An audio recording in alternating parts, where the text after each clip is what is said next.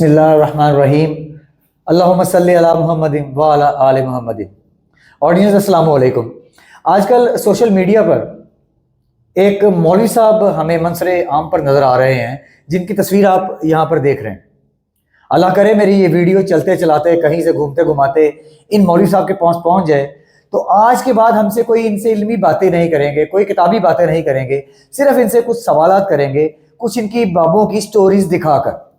سب سے پہلے تو آپ یہ ویڈیو دیکھیں، بالکل ایک بھرپور قسم کی سٹوری سے بھری ہوئی، پھر اس کے بعد اس پر بات کرتے ہیں۔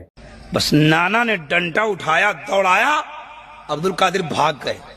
اتنی عمر ہے غوث پاک کی، بھاگ گئے تو نانا دوڑانے لگے۔ سمجھ رہے ہیں نا؟ آگے آگے ناتی بھاگ رہے، پیچھے پیچھے نانا دوڑا رہے ہیں۔ بھاگتے بھاگتے ایک قبرستان سے گزر ہوا تو قبرستان کے مردے نکل نکل کے عبد القادر کو دیکھ رہے ہیں۔ عبد القادر نے کہا، اے مردو دیکھتے کیوں ہو؟ ارے بھاگو نا، نانا آ رہے ہیں۔ اتنا کہا تو قبرستان کے سارے مردے بھاگنے لگے۔ جی جناب، تو آپ نے یہ کہانی شریف دیکھی۔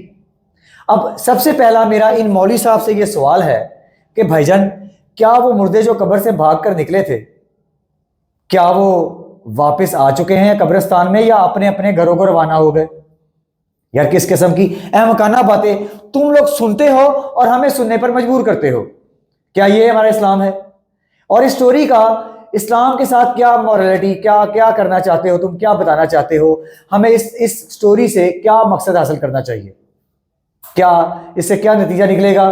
کیا ہم راہ حق اختیار کریں گے اس سٹوری کو سن کر؟ کیا ہم راہ حق کی طرف جا سکتے ہیں اس قسم کی سٹوری کو سن کر؟ میرا سوال اس مولوی صاحب سے یہی ہے، تم چھوڑ دو، یہ باتیں کرنی چھوڑ دو کہ وہ آیتیں مشرکین مکہ کے لیے کہی گئی تھیں یا فلانے لوگوں کے لیے یا کافروں کے لیے کہی گئی تھیں۔ بھائی یہ سٹوریز کن کے لیے کہی گئی ہیں؟ کیا ان سٹوریز کا مجھے کوئی جواز دے سکتے ہو؟